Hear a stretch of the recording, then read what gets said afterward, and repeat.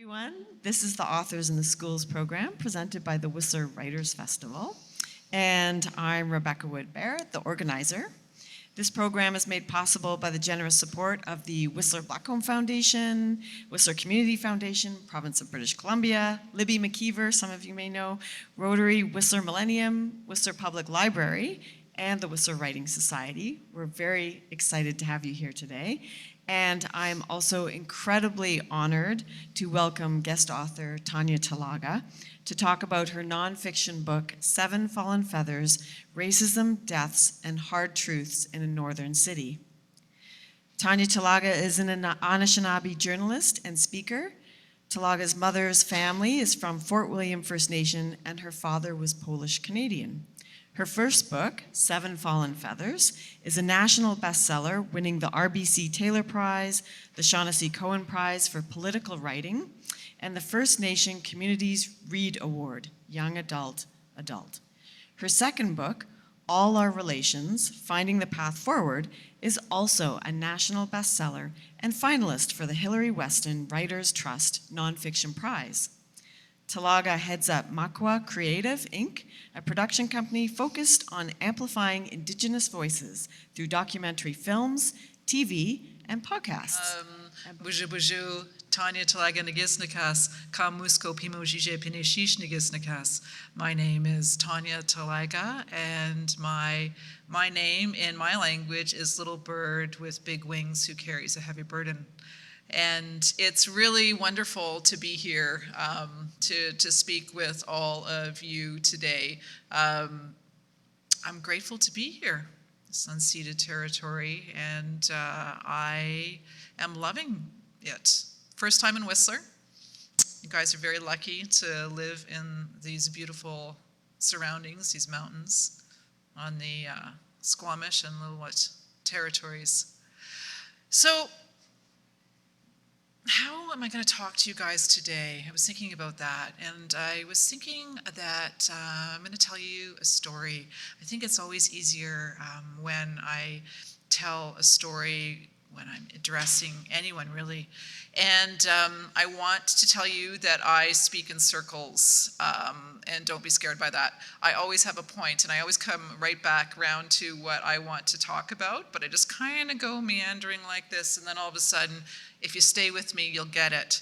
And you'll go, oh my gosh, that's what she's talking about. And it all sort of flows into one. I'm going to tell you a little bit about myself and about my path and how I got to be sitting in front of you all today. I'm going to tell you a story about Thunder Bay, Ontario. I'm going to tell you a story about 7 children who died in Thunder Bay. And I'm going to tell you a story about Canada. So all these things are intertwined when we talk about the book, Seven Fallen Feathers. And before I begin, I just wanted to know how many of you have read the book? Hands up. Oh, 1, 2, 3, 4. And none of you are the kids. Okay, that's all right. Oh, maybe 1. That's totally cool because the story, if you keep following along, you'll get the premise of the book. And as you heard, it is all true. It is nonfiction. So where to begin? A little bit about me. I've introduced you to me, about my name, and you heard a little bit of where I'm from. I live in Toronto. I now have my own company, and I also have a column. I write a column for the Globe and Mail every 2 weeks. Keeps me honest. And I write books for a living. I make films, podcasts. We do lots of things. It's pretty crazy. And I also do a lot of speaking. I speak around Turtle Island. Growing up, though, I grew up outside of Toronto. I grew up outside of my mom's community. My mom was raised on the traditional territory of Fort William First Nation, and that is in and around Thunder Bay. Thunder Bay is a city of about 120,000 people, and it's on the northwest shore of Lake Superior. Now, Lake Superior may not be an ocean, but Lake Superior is the largest freshwater lake in the world. It's an absolutely beautiful area. I don't know if you guys have ever been there. If you've driven across Canada, you will no doubt be in Thunder Bay. You'll stop in Thunder Bay. Actually, Terry Fox ended his Marathon of Hope in Thunder Bay. There's a statue for him there right outside of the city. So, my mom grew up in the bush. She was raised by residential school survivors. Her grandparents raised her. And my mom grew up without electricity or running water and an outhouse. She had an outhouse that she used. And I grew up in Toronto because my dad, as you heard, was Polish. He passed away about 20 years ago. And we grew up in a bedroom community, like a suburb, cookie cutter house. And I remember when I was little, my mom would pack us up every summer and drive 2 days to get to Thunder Bay. Thunder Bay is about 2,400 kilometers north of Toronto.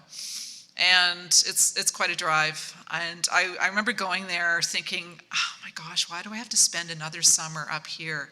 You know, my friends, when they go to cottages or they go to camps, they've got boats and they've got docks and decks, and it's just like a beautiful, fun place. And when I went to go visit where my mom was from, it was very different. I would spend countless hours in fishing boats, and I really didn't know anything about fishing. An uncle of mine showed me how to snare rabbits. And I remember once asking him for a rabbit's foot keychain because that was a big deal when I was in grade 3 and grade 4. And he sent me one in the mail, a real one. It was pretty awesome. You know, my memories of there was very different. And when my friends, who I grew up with, would talk about what it was like to go to cottages and camps, it was very, very different from where my mother was from. So I went to public school. I went to the University of Toronto. My father wanted me to go into sales. He wanted me to be a pharmaceutical salesman just like him. And he said, you know, you should go to U of T and get a good education because that's where all important people in Canada went to school. My father was from an immigrant family and he thought that that's it. You got to go there and then you'll be set. So I listened to my dad and I went to U of T. But I have to tell you, I have no interest in becoming a pharmaceutical salesman, not knocking it as a career choice, but my dad wanted me to get that choice because, you know what, it's like you get a car, you get, you know, enhanced health benefits, and you get to set your own time. My mom, who didn't receive her high school education until she was in her 30s, she said, you know, go to U of T and do all you can, because an education is going to propel you forward. And that was such good advice, especially from, you know, our people, because our people we've really been hampered by the education system because of the residential school system. And we are continuing to fight our way out of that in many different ways. So, went to U of T, fell into journalism because I just sort of showed up at a meeting and I started to write. Because I knew in my heart I wanted to be a writer. I didn't want to be a pharmaceutical salesman. And when you tell your parents you want to be a writer or a filmmaker, they kind of look at you like you've got 3 heads and they go, yeah, good luck with that. You know how many people want to be writers and filmmakers and, you know, and poets? It's not going to work. But I knew deep inside that this is my path and I just had to stick with it. I started writing at the Varsity, the University of Toronto's student newspaper.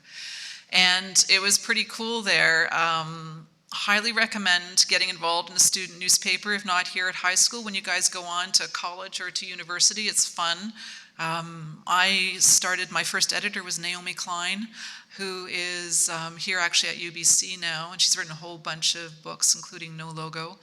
And I worked with Simona Choisy, Rachel Giza, Doug Saunders. All these people are in Canadian media now, and none of us went to journalism school, which is hilarious. Yet we're still employed. We taught each other how to write, though. What made a good story, how to use your instincts, and that is what really matters when you look at news writing. So fast forward, 1995, Yes, 1995. I know none of you were born at that point. 1995, I got an internship at the Toronto Star based on my work at the Varsity. And I was the only journalist that they took that didn't go to journalism school. There were 10 students picked as interns. And when you start off as an intern in a newspaper or any news organization, you basically have to do everything. I covered murder, I covered mayhem, I covered the beginning of the AIDS and HIV crisis in Canada and in Toronto. Covered lots of different things. Became an education beat reporter, and I found myself at Queen's Park in, I think it was 2009, 2010. And it was there that I really got the chance to write about First Nations issues, because to be quite frank with you, before, in the 1990s, in the early 2000s and 2010s, there was not a big appetite for news on Indigenous peoples. What you're seeing now with, the rise of APTN, CBC Indigenous, a tribe called Red, our art, our music, our literature everywhere, it wasn't like this in Canada at all. Things have changed a lot, and they've changed a lot because of social media. They've changed a lot because of youth asking questions about what's happened in this country, what the true history is in this country. Because before, things are changing now. They're still nowhere to where they need to be. But before, like for example, when I went through school, you never ever learned about residential schools. You didn't learn about treaties. You didn't learn about the Indian Act. You learned nothing like that. And you only knew these things if you happened to be a First Nations person, if you happened to have had family that went through the residential school system, went through the justice system, went through the child welfare system, was homeless. Many of our families have experienced all of these things, and they continue to experience these things. So, I'm at the Star, I'm at Queen's Park. That meant I was a parliamentary reporter. I was pitching stories about First Nations issues because no one else was writing about it, and my editors were starting to think they were kind of exotic, different stories.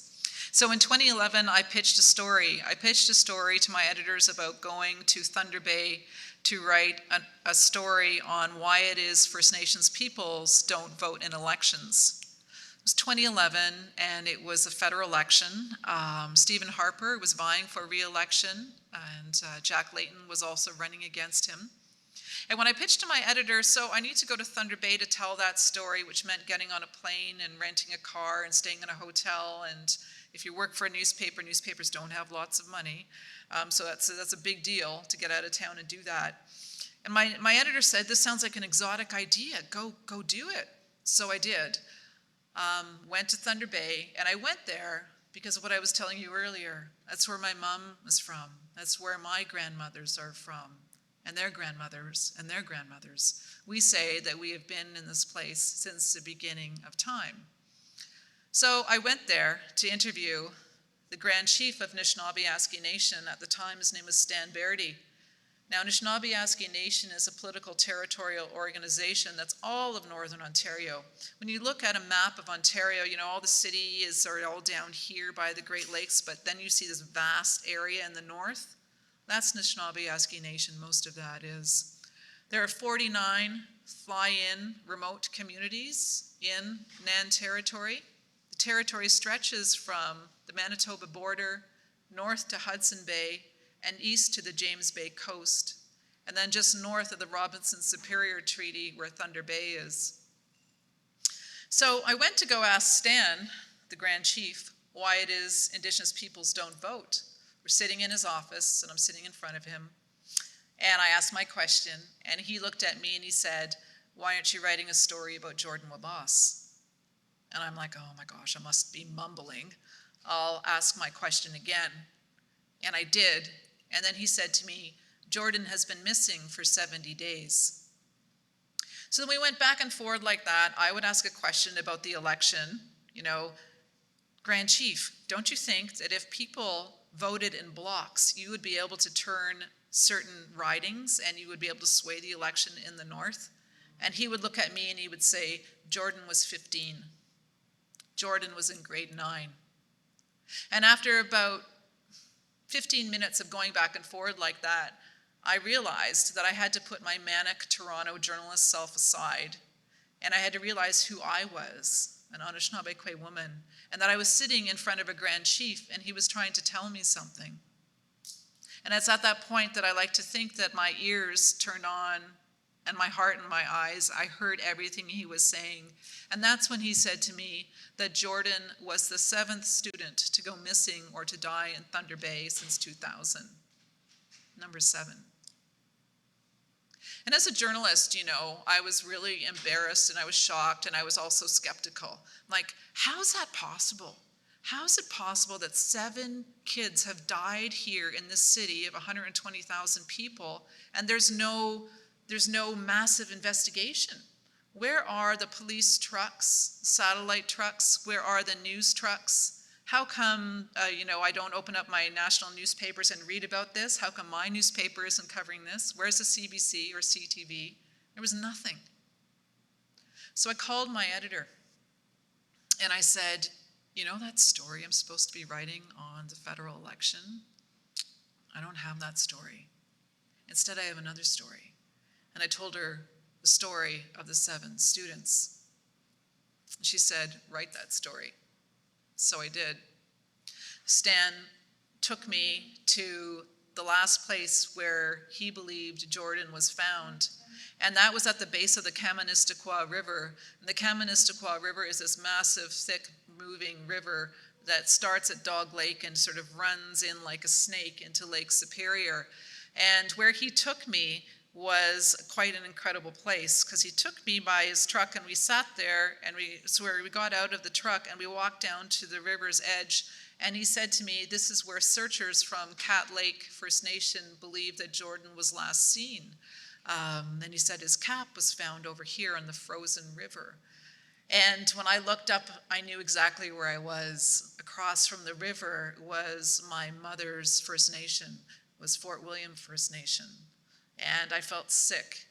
I felt sick that I didn't know this was happening, that both as a Nishkwe and as a journalist, I wasn't reporting on this, and I was just hearing about it now. I went to the school where 6 of the 7 students went to high school. It's Dennis Franklin Cromartie High School in Thunder Bay. It's a First Nations run high school. It opened in 2000, and it was in October of 2000, just a couple weeks after the school had opened, that the very first student, Jethro Anderson, who had just turned 15 and was in grade 9, went missing. 6 of the 7 students that died in Thunder Bay went to Dennis Franklin Cromartie High School, and all of the kids that go to DFC, they come to Thunder Bay by themselves when they're 13, 14, or 15, and they leave their fly-in communities, so about 500 or 600 kilometers away. They get on a small little plane, and then they come into Thunder Bay, and they go live with someone who's been paid to look after them. They're billeted in houses. Now, you have to understand, too, when you're coming from a small northern community and you're coming to a place like Thunder Bay is incredibly exotic. The communities the kids were from, they didn't have traffic lights. There was no public transit. The communities ranged in size from 600 to 2,500 people. There were no malls, no McDonald's, no Tim Hortons. There was a northern store in each of the communities, and that's basically it for shopping. And a northern store is basically like a Canadian Tire that sells ham and really highly expensive groceries that you can't afford. These places as well, these communities, a lot of them don't have access to clean running water. They can't turn on their taps in these communities and drink what comes out of it. Some of the houses are moldy and overcrowded. There are hardly any jobs, so that means the fridges are empty. You have to hunt to supplement your diet and also to survive. So when you get on a plane and you come to Thunder Bay, it's pretty scary and it's different. And also, too, you should know that the kids didn't speak English, most of them as their first language. They spoke Anishinaabe. They spoke Cree, Ujikri, or Ojibwe. So when they come to Thunder Bay, things are incredibly different for them.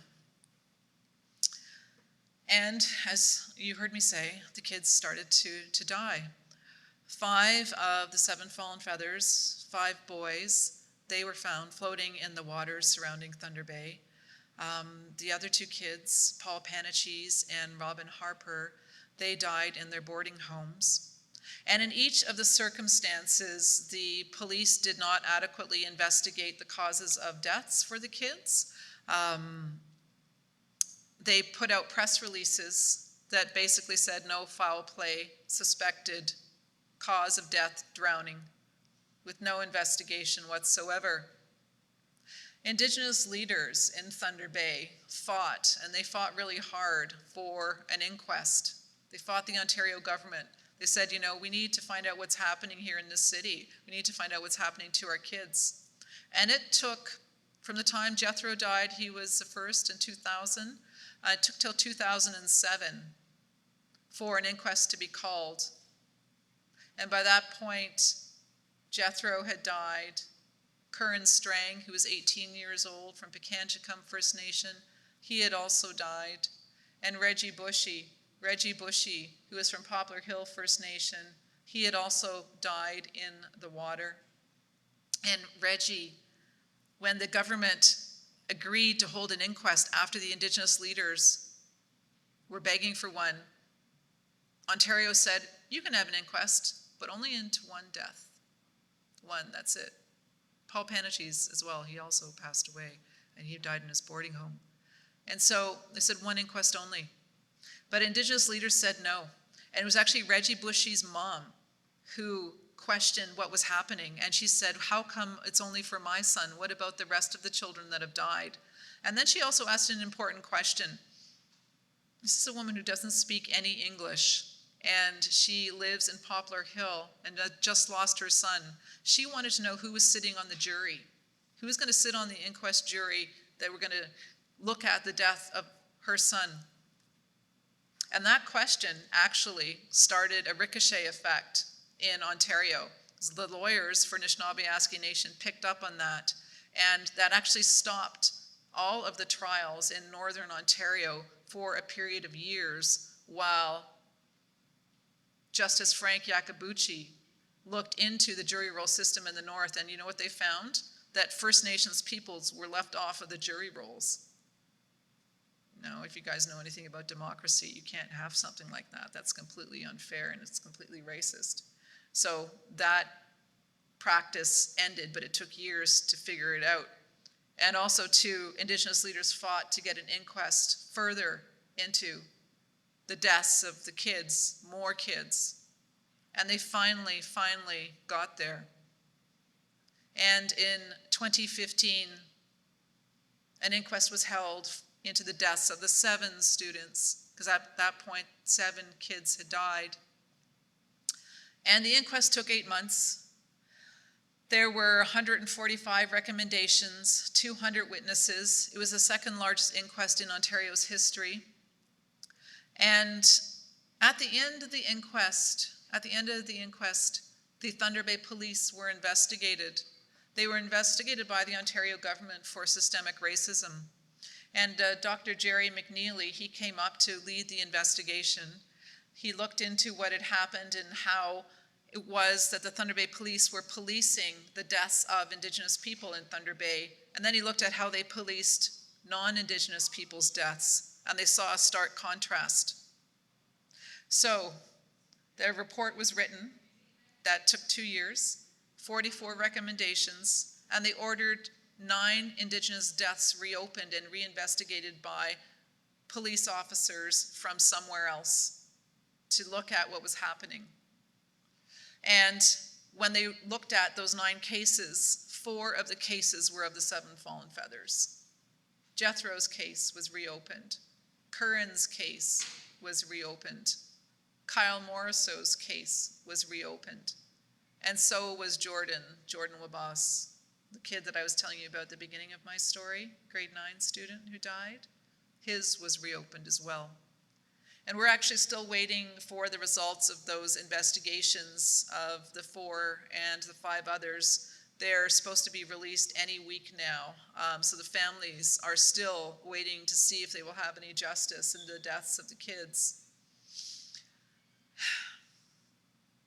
It wasn't just the Thunder Bay Police that were investigated. You should also know that Murray Sinclair, the former chair of the Truth and Reconciliation Commission, he also investigated the Thunder Bay Police Board, because it's the police board's job in any city to run the police.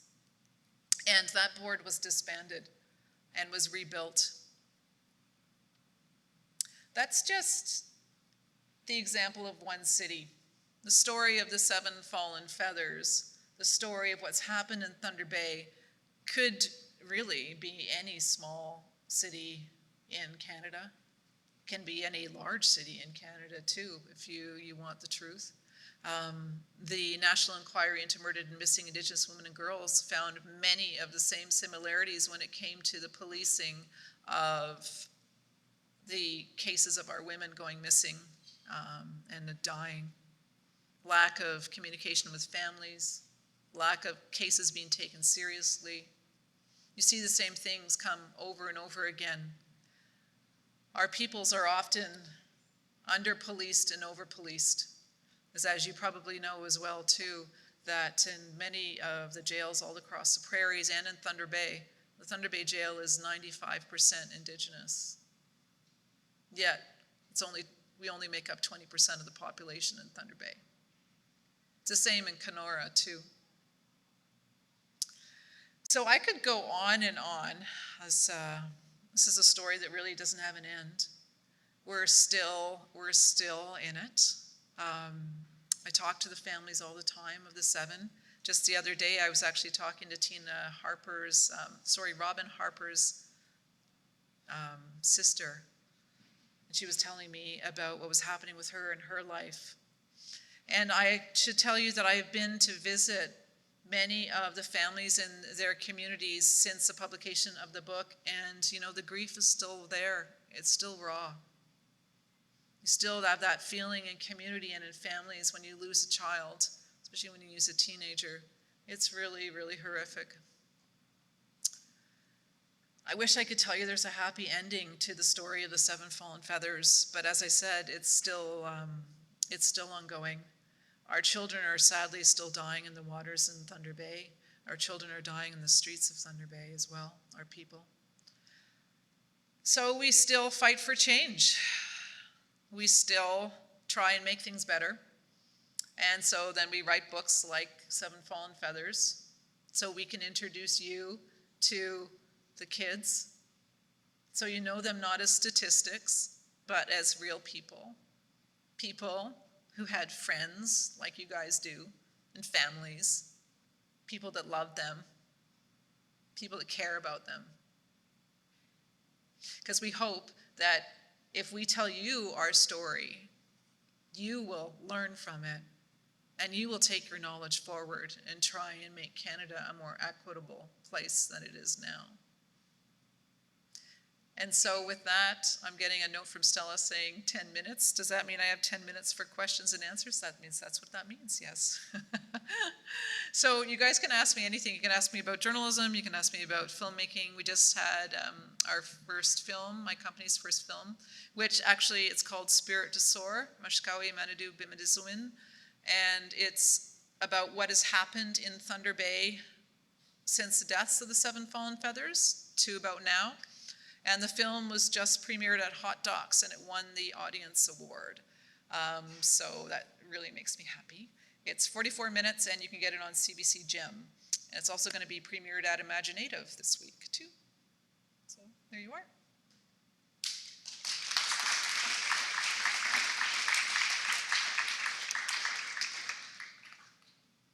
Oh, yeah, questions.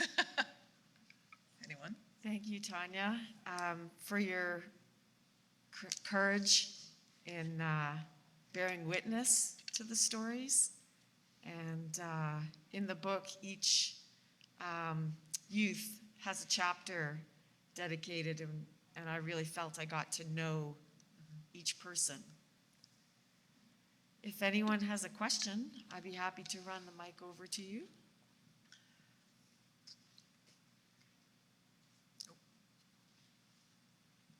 I think this is a teacher.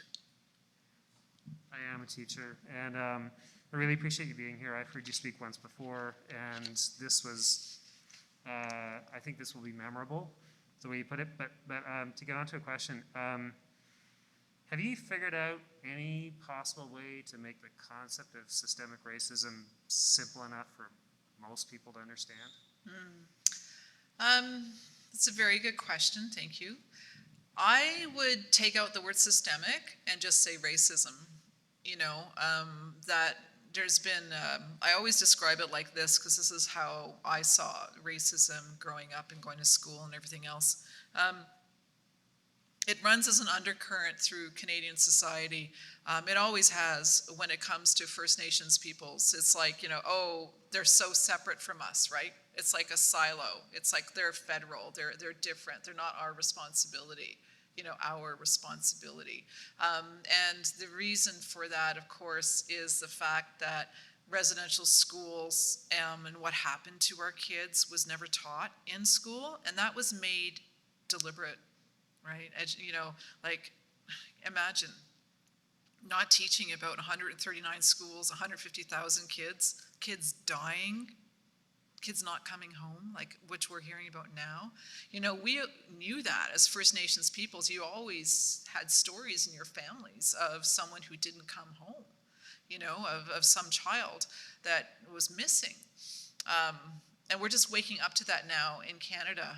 And there's no easy answer to, how do you make it right and different and show people.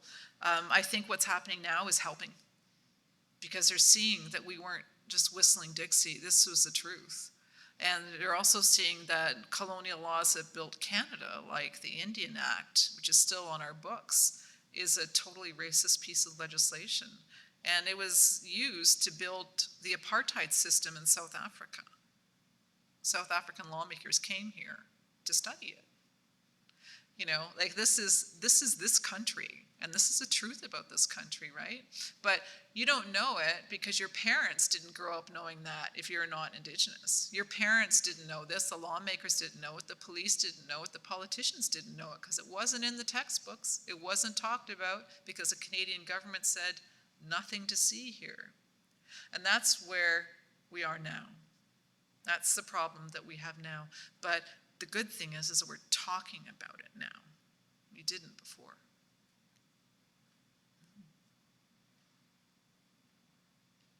Anybody else have a question? Oh, yes.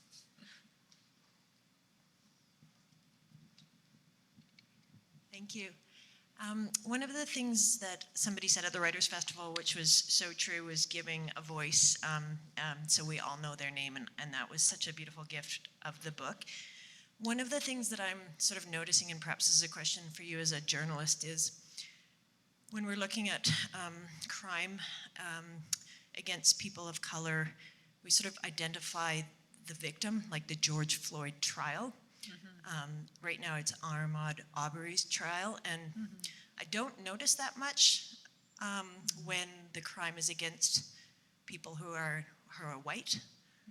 And I'm just curious about that giving the people a voice, but also that tendency in journalism. That's a good question. I'm just going to say this. A lot of the reporters in newsrooms are white. A lot of the reporters, it's like that's something that is slowly changing, but not very much. I mean, I'm not proud about this, but I was the only Indigenous columnist that was a woman in the entire country. I think I actually might still be. There's Nigan Sinclair is not a woman, and he's at the Winnipeg Free Press. more op-eds are being written now, like it's changing, but it's not changing anywhere near fast enough. And there's a whole massive reason for that and need for change, and part of that is education and getting our kids into the traditional ways to get into journalism, which is, in universities and colleges and in journalism programs, and those programs have to reach out to our kids and help them, in some cases get through high school in order to make the requirements in order to get into the schools in the first place. And why is that? Because our kids are funded less per student than kids in the provincial system. So I wish I could answer that, but you did bring up George Floyd, right? And if you look at, I've written about some longer pieces in the Globe about this as well, with Black Lives Matter, and the amount of Indigenous people that had died at the hands of police by the time that George Floyd, I think it was 8 when he died, and was it end of May? Within the calendar year. I mean, this is something that, that we face constantly. And so what does it take to wake people up to that? Thank you, Tanya. We are getting very close, and I just would like to offer if you have any final words that you'd like to say.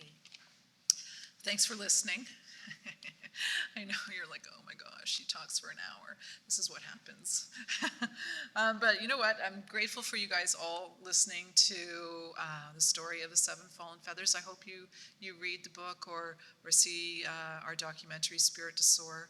And I hope that you've learned something a little bit today, a little bit about us and who we are, who your classmates are, and realize how incredibly smart and beautiful and proud we are. And if everyone in this country had the same chance at life, all kids, wouldn't it be such a beautiful place to live? Opportunity for everyone, as opposed to just some people. So take that with you. You guys have the knowledge now. You've heard the story. It's yours to take forward. Hold it close to your heart and do the right thing. So miigwech and good luck. Thank you. Thank you.